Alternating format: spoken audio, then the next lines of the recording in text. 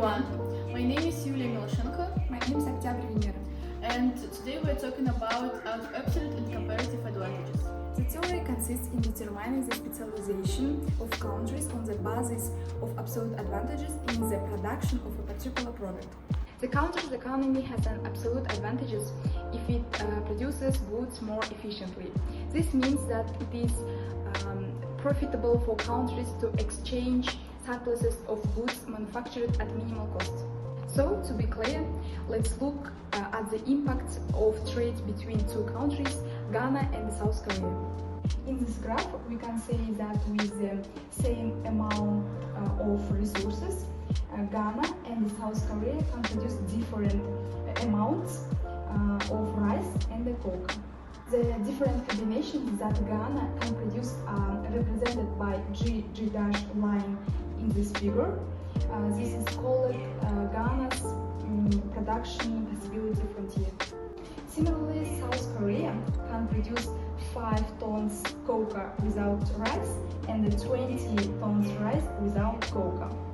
And the various combinations available for South Korea represented by K dash line in the figure, which is a PPF of South Korea.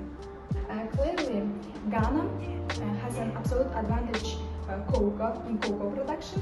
Similarly, South Korea has an absolute advantage in rice production.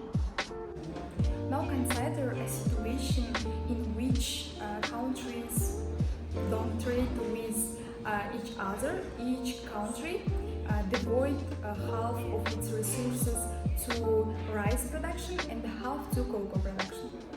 So, Ghana will be able to produce 10 tons of cocoa and 5 tons of rice, while South Korea 10 tons of rice and 2.5 tons of cocoa. If each country specialized in the production of a good in which it had an absolute advantages and then bought another good, the production of both goods would increase. Thus, as a result of specialization in the trade, production of cocoa and rice will increase, and the consumer in both countries will be able to consume. And now we're talking about comparative advantages and its benefits. David Ricardo developed Adam Smith's theory by exploring what can happen if one country has an absolute advantage in production of all goods. According to Ricardo's theory of comparative advantages, a country should specialize in those goods that it produces the most efficiently and buy goods that it produces the less efficiently in other countries. Let us assume that Ghana is more efficient in the production of both cocoa and rice. It means that Ghana has an absolute advantage in the production of all goods. Okay, let's see this in table. In this table, you can see that in Ghana it takes 10 resources to produce 1 ton of cocoa and 13.33 resources to produce 1 ton of rice. So in South Korea it takes 14 resources to produce 1 ton of cocoa and 20 resources to produce 1 ton of rice. Assume that without trade, each country uses half of its resources to produce cocoa and half to produce rice.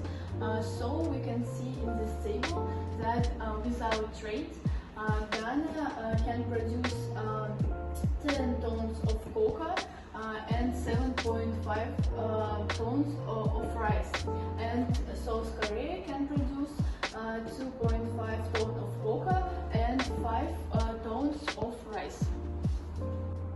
While we can see that Ghana has an absolute advantage in production of cocoa and rice, and also we can see that Ghana also has a comparative advantage in production cocoa alone.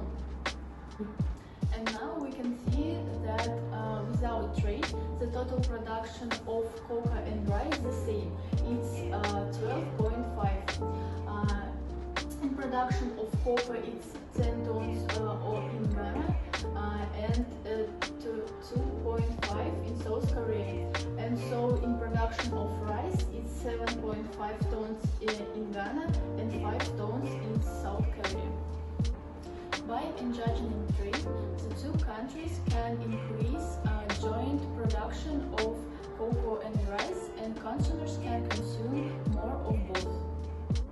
So, after specialization, we can see that total production is 15 tons of cocoa, 15 in Ghana and 0 in South Korea, and 13.75 tons of rice, 3.75 in Ghana and 10 in South Korea.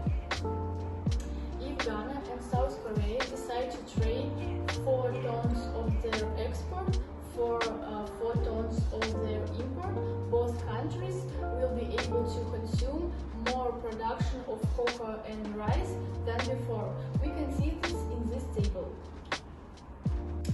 Thus, as we can see, consumption of cocoa and rice in both countries could increase as a result of specialization and trade. We can see this in this table. So, in conclusion, I can say that Ricardo's theory suggests that consumers in all nations can consume more if there are not restrictions on trade. Thank you for your attention.